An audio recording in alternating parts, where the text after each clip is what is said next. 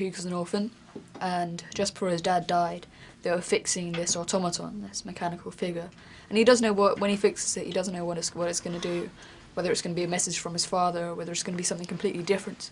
But when he's trying to fix it, trying to find sort of cogs and wheels, he meets Georges Méliès, and at this point we don't know he's a famous old filmmaker, and we found out there's a strange link between Hugo, Georges the automaton, and Georges' goddaughter Isabelle. And so the whole story is about the strange link between them and the overall concept of old cinema and sort of people with purpose in life. Hugo was very different from other roles I've played, because in like The Boy in the Striped Pyjamas, my character was quite innocent, very naive. But in Hugo, he's innocent, but he's also had to grow up far faster than anyone else his age should have.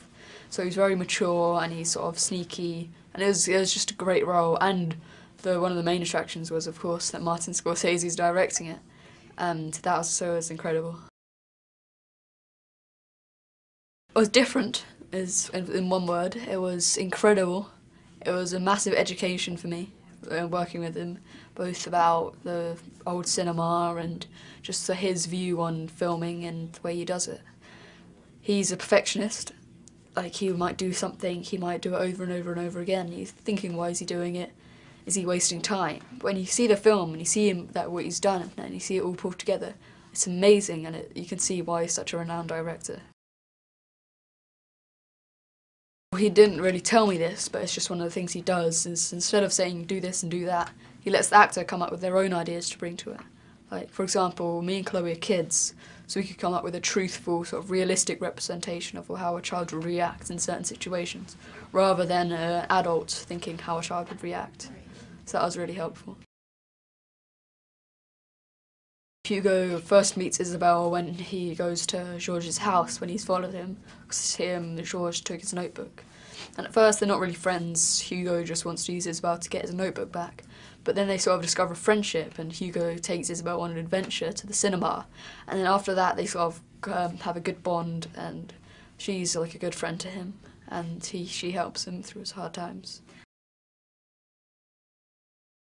At first, when Georges catches him, because Hugo's been stealing from Georges' shop to get lots of wheels and stuff to fix the automaton, and Hugo doesn't like Georges. They don't like each other. Georges thinks he's a thief.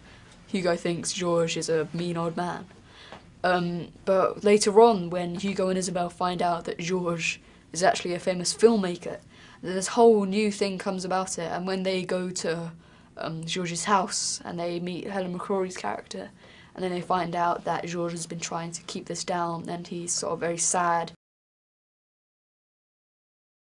That was great. He was like one of them, if not the most inspirational actors I've worked with. It was incredible working with him. And when he's acting, instead of sort of when they say cut, he sort of relaxes, comes out of character, talks to people, completely stays in character, stay where he is, stays in that mind frame, and it's really inspirational.